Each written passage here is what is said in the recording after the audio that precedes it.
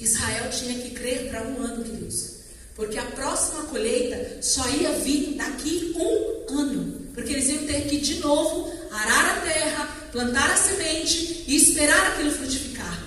Se eles não cumprissem a lei das primícias, para que eles por fé crescem que Deus ia dar o sustento para todo aquele ano, o que ia acontecer na vida deles durante aquele ano?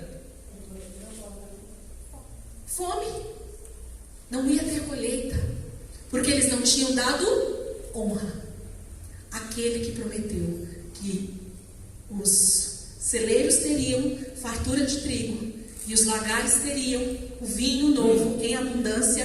É esse que fala para mim e para você que a tua semente em 30 dias, se você cumprir a lei das primícias, não vai faltar.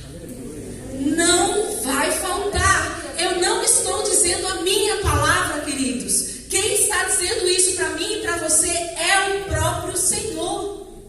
Elis, João 15:1 fala que ele é o agricultor, lavrador. É ele.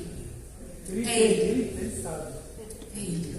Quem ara a terra para você depois que você jogou a semente para dar o fruto necessário da tua colheita com prosperidade é o Senhor.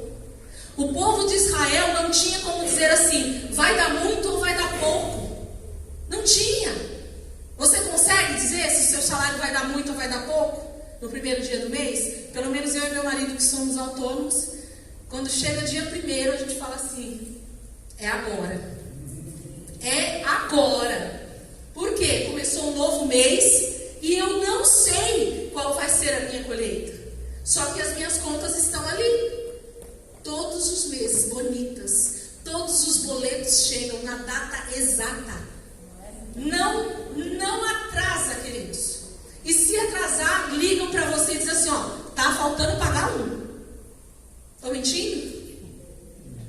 Então, no primeiro dia do mês, você não sabe se você vai ter a colheita necessária sobre a tua vida. Só que Deus está dizendo que se você cumprir um princípio que Ele estabeleceu para santificar o teu salário, a tua colheita total, ela vai acontecer. Aleluia.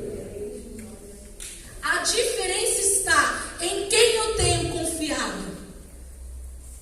Em quem eu tenho colocado a minha honra para que todo o restante da minha vida tenha prosperidade.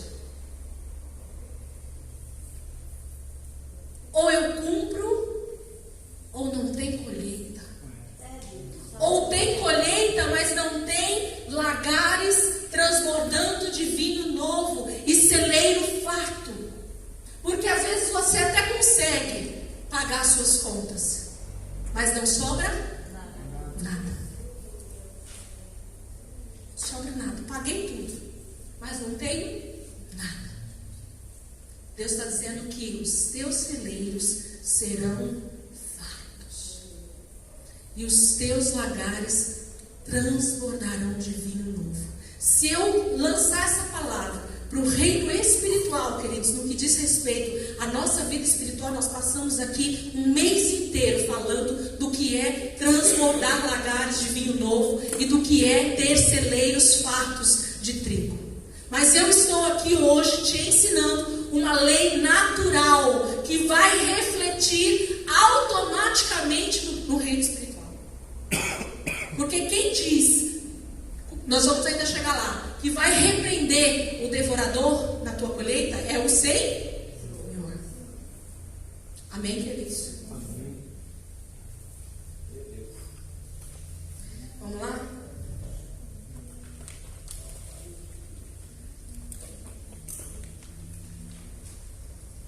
Depois que eu terminei a terceira festa, lá na outra página. Com isso, as 3 festas anuais celebram a vitória de Cristo sobre a escravidão do Egito, o mundo, Faraó, Satanás, e fecha com chave de ouro, restabelecendo a comunhão de Deus com o homem através do Espírito Santo, falando diretamente ao homem aqui na terra, como era no Éden. Então, as 3 festas, queridos, elas representam exatamente Cristo na cruz, e depois dos 50 dias, o Pentecostes com a descida do Espírito Santo.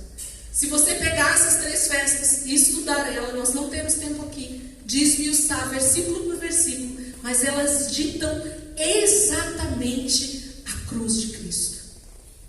Exatamente o dia de Pentecostes. Porque a segunda oferta era dada justamente 50 dias depois da primeira, confirmando que o sustento seria o ideal para todo aquele ano, para todo o tempo que eu precisasse peregrinar na terra.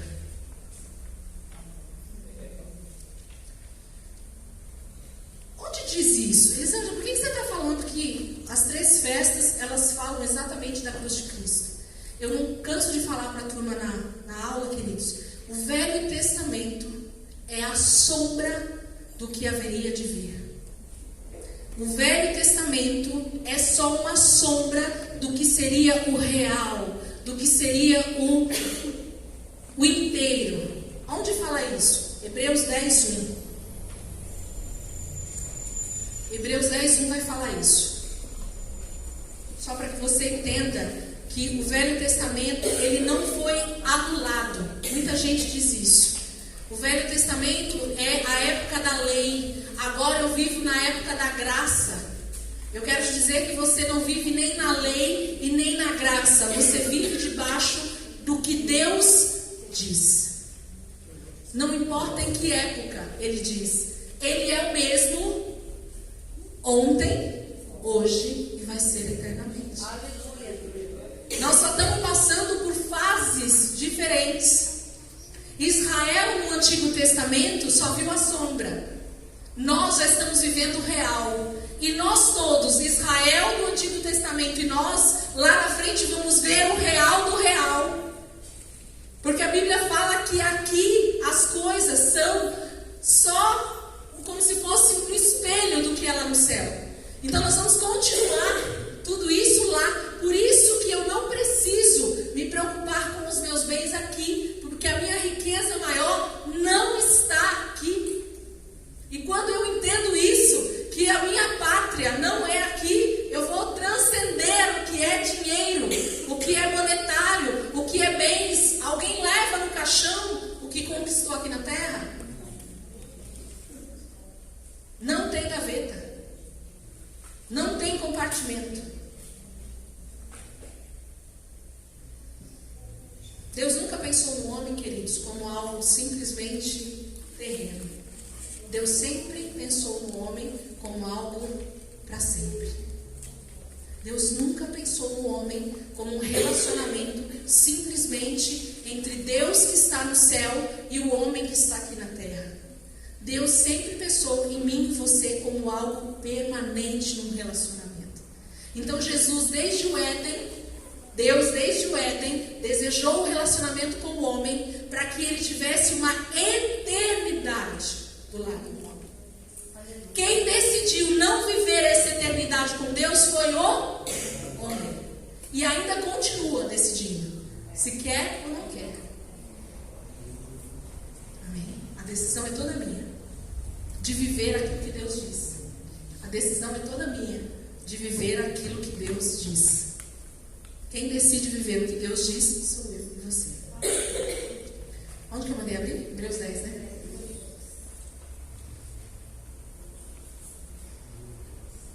Só para vocês entenderem que o que eu estou falando, a palavra de Deus fala sobre isso. Eu gosto de dar a base para não falar, mas ela está falando do quê? Onde está isso? Quem falou? Ele está falando sobre as coisas espirituais. Olha, é o lanche. Nós já vamos lá, tá? Segura aí. Possuindo apenas a sombra dos bens futuros e não a expressão própria das realidades, a lei é totalmente incapaz, apesar dos mesmos sacrifícios serem repetidos, oferecidos, sem fim a cada ano, de levar à perfeição aqueles que se aproximam de Deus. Então, o Antigo Testamento, ele era só a sombra. Deixa eu ver como é que está lá. Ora, olha lá, deve estar em algumas traduções de vocês. Ora, visto que a lei tem sombra dos bens vindouros. Então, a lei, o Antigo Testamento, era só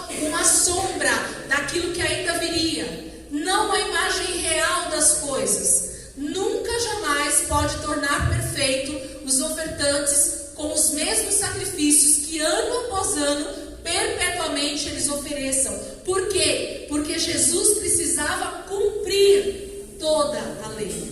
Primeiro, Jesus, eu acredito que eu anotei aqui, eu não quero passar à frente, mas Deus é o primeiro, queridos, a cumprir aquilo que Ele pede para mim e para você. Deus é o primeiro a fazer aquilo que Ele pede para mim e para você. Nós já lemos ali que Jesus foi a primícia dos que dormiam. Deus também deu o seu único filho. Por que Jesus era único, se eu e você, se lá antigamente já tinha um monte de gente? Não existiam pessoas na terra já? Mas a palavra de Deus diz que ele era o único filho, porque o restante era só criatura. Não vamos entrar nesse contexto, mas o que eu quero te dizer é assim: Deus deu também o Isaac dele, para honrar ele mesmo.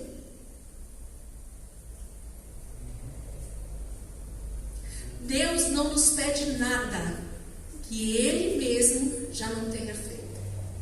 Jesus foi, eu costumo também dizer isso na aula, Jesus foi o maior e melhor exemplo do que Deus quer de mim e de você. Se você seguir o que Jesus fez, você vai estar seguindo exatamente o exemplo que o Pai quer que eu e você sigamos. Se você conseguir examinar as Escrituras, extrair dela os ensinos e o andar de Jesus aqui na terra, você vai ter exatamente os passos que você e eu precisamos dar aqui na terra. Em todos os sentidos, queridos, em todos. Jesus é 100% o exemplo para mim e para você de filho de Deus. Amém? Então, nós temos essa comparação para que vocês entendam do que eu estou falando. Vamos ler esse versículo na versão da mensagem, esse de Hebreus 10:1. Eu coloquei aqui só para a gente, porque ele fala bem bacana sobre isso. Me perdoe, deixa eu achar aqui. Hebreus 10:1. A antiga aliança era apenas um vislumbre das boas coisas da nova aliança. Uma vez que a antiga aliança da lei não era completa em si mesma, ela não poderia aperfeiçoar os que participavam dela. Amém? Era só um vislumbre. O que eles faziam, Jesus ia fazer exatamente para cumprir tudo aquilo que Deus estava pedindo para o seu povo. Jesus já estava morto desde a fundação do mundo. Deus já sabia do que nós íamos precisar todo o tempo, porque Ele já sabia que o homem ia pecar. Então tudo já estava pronto. Quando Deus institui essa lei que nós estamos estudando, que é a lei das primícias, Deus já sabia que Ele também entregaria a sua primícia principal. Então Deus não nos pede nada que Ele mesmo não faça. Deus é perfeito, queridos, em tudo que Ele faz. Se nós acreditarmos naquilo que Ele diz 100%, não tem como dar errado. Aleluia. Não tem como dar errado. Amém? O apóstolo Paulo também deixa isso muito claro na carta aos Romanos 11:16. E se forem santas as primícias da massa, igualmente será a sua totalidade. Se for santa a raiz, também os ramos os serão. Está na versão atualizada. O que Deus está dizendo é que quando eu entrego as primícias, todo o restante já está santificado. Amém? Por isso que as primícias são uma necessidade para que eu então santifique todo o restante da minha colheita. Temos que entender que Deus não separa o espiritual do natural. Apenas o natural explica o espiritual. Compreendem isso que eu estou dizendo? Amém? Então eu não posso desvincular uma coisa da outra. Por isso que eu falei, quando a gente fala de qualquer outro assunto dentro da igreja, a gente fala que é espiritual. Orar é espiritual, jejuar é espiritual, vir na vigília é espiritual, vir para a igreja é espiritual. Que mais? Ler a palavra é espiritual, né? Ouvir louvores é espiritual, adorar a Deus com música na igreja é espiritual. Agora, quando a gente fala, vamos adorar a Deus com o nosso dinheiro, não, isso não é espiritual. Isso é material. Isso é da carne. O homem que está lá pedindo está na carne, não é espiritual. É isso que nós acabamos de ler durante todas essas passagens? Deus estava pedindo só para eles orarem? Deus estava pedindo só para eles jejuarem? Deus estava pedindo só para que eles cantassem louvores para eles? Deus estava pedindo para eles só irem lá na tenda da congregação para adorar a Deus? Não, Deus estava dizendo, eu estou dando uma lei para vocês que vai proteger a vida natural de vocês. Porque o espiritual reflete no natural. Quem é que consome o fruto da terra no espiritual? Os devoradores. Nós vamos chegar lá. Amém? Mas é o natural que ele consome, não é? É só o meu dinheiro, se eu não der o dízimo que o devorador consome? Então Deus está querendo proteger alguma coisa, não está? Com uma lei? Porque tanto Deus quanto o nosso adversário, eles são legalistas. O que isso quer dizer, Elisângela? Ser legalista é tanto Deus quanto o diabo só pode agir na minha vida e na sua vida se nós dermos uma legalidade, brecha. Então, se eu infringir uma lei, olha lá a nossa advogada, tem mais advogado aqui? Fora Beth? Então, quando eu infrinjo uma lei, é que eu posso ser punida por aquilo. Se eu não infringir a lei, o juiz pode determinar uma sentença sobre a minha vida? Não. Então o espiritual reflete no natural? O natural reflete no espiritual? Deus, queridos, na realidade, na sua totalidade, tudo que nós vemos aqui na terra é um reflexo do reino espiritual. Eu não canso de dizer isso. Satanás e Deus, eles agem da mesma maneira, debaixo de legalidade. Então, quando eu cumpro princípios bíblicos, segundo aquilo que Deus instituiu, o que é que eu estou dizendo para Satanás? Aqui você não toca. Ponto final. Ele não vai poder tocar. Porque existe uma lei te guardando. Existe uma lei te protegendo. Amém? E Deus não mente. Deus não falha. Deus não é seu amigo. Ele é seu Pai. Amém? Vamos lá? Toda lei espiritual reflete no mundo natural. Deus não faz nada sem um propósito eterno em guardar algo. Toda a palavra de Deus foi inspirada para a nossa edificação e cuidado. Tudo que está ali na palavra, queridos, tem um porquê. Deus não é inconsequente de te pedir algo simplesmente por pedir, simplesmente por falar. Tem um porquê.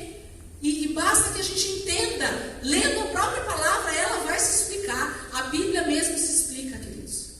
Ela mesmo se explica. Ela traz a lei e ela diz por que essa lei é colocada. Para trazer cuidado.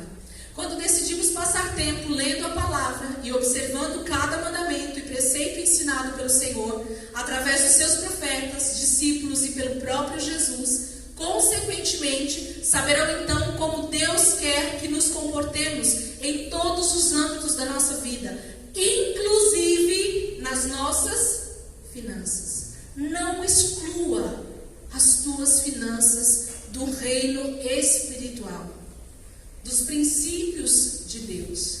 Porque quando você faz isso, você está dizendo: tudo é do Senhor, menos o meu dinheiro.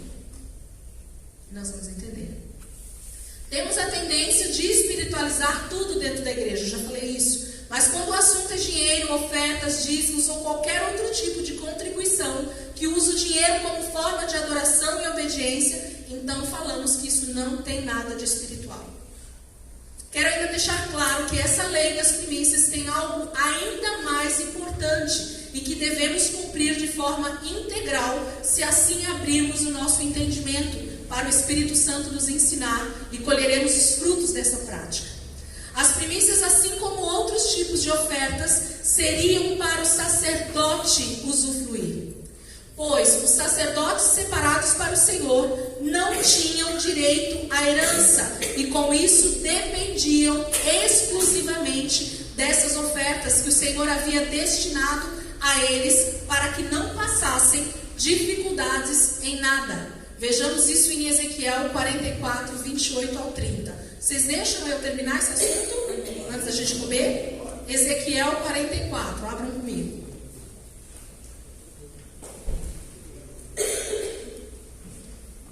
Só para a gente não perder o raciocínio, tá bom, queridos? Eu falo muito. Tá entendendo, né, pastora? Por que os estudos, em vez de 3 meses, vira 6, né, pastor Toninho? Ele fica dizendo, Ângela, ajuda nós. Ângela, ajuda nós. E os alunos que tem que me aguentar. Ezequiel 44, do 28 ao 30. Eu vou explicar agora para vocês que além de